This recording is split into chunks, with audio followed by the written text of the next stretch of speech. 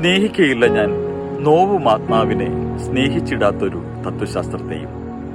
ഒരൊറ്റ മതമുണ്ടുലകിന്നുയരാം, പ്രേമമതൊന്നല്ലോ.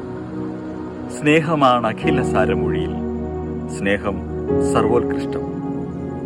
എല്ലാ കൽപ്പനകളുടെയും സാരസർവസ്വമായത് സ്നേഹമാണ്. സ്നേഹത്തെക്കുറിച്ചുള്ള കവിതകളോ വചനങ്ങളോ ആണ് നാം ഇപ്പോൾ കേട്ടത്.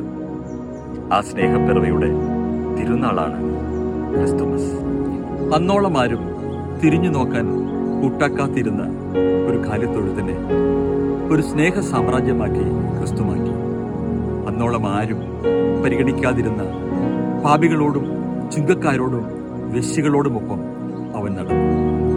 അവരുടെ കുടിലുകളിൽ അതിഥിയായെത്തി അവൻ അന്ത്യുറങ്ങി. ഒടുവിൽ അന്നോളം ആരും ആഗ്രഹിക്കാത്ത ശാപത്തിന്റെയും ശിക്ഷയുടെയും അടയാളമായ കുരിശിൽ തൂങ്ങിയാടി അവൻ അതിനെ രക്ഷയുടെ അടയാളമാക്കി മാറ്റി. മനുഷ്യകുലത്തോടുള്ള അഗാധമായ സ്നേഹത്താൽ അന്ധനായി സ്വപുത്രനെ ഒരു ബലിമൃഗമായി ഭൂമിയിലേക്ക് അയച്ച ഒരു അപ്പന്റെ സ്നേഹധൂർത്തിന്റെ കഥ കൂടിയാണ് ക്രിസ്തുമസ്.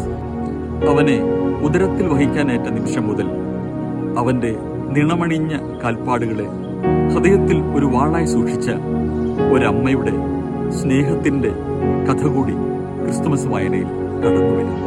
സൃഷ്ടിയുടെ വേളയിൽ ദൈവം മനുഷ്യനിൽ നിക്ഷേപിച്ച അക്ഷയഖനിയായിരുന്നു സ്നേഹം. ഈ സ്നേഹത്തിന്റെ വിലയറിയാതെ സ്നേഹത്തിനായി അലയുന്ന മനുഷ്യന്റെ ദൈന്യത നിറഞ്ഞ മുഖമാണ് ഈ ക്രിസ്തുമസിന്റെയും ദിനചിത്രം. എത്ര കോരിയെടുത്താലും തീരാത്ത മനുഷ്യനിൽ അന്തർലീനമായ സ്നേഹത്തെ ചിലവാക്കാൻ മടിക്കുന്ന പിശുക്കാണ് ഈ ക്രിസ്തുമസിന്റെയും ദുഃഖകരമായ മറ്റൊരു ചിത്രം. അക്കിത്തം പാടിയ പോലെ നമുക്കും പാടാം. ഒരു കണ്ണീർ കണം മറ്റുള്ളവർക്കായി ഞാൻ പൊഴിക്കവേ, ഉദിക്കയാണ് ആത്മാവിൽ 1000 സൗരമണ്ഡലം. ഒരു പുഞ്ചിരി ഞാൻ മറ്റുള്ളവർക്കായി ചിലവാക്കവേ, ഹൃദയത്തിലുലാവുന്നു നിത്യനിർമ്മല പൗർണമി.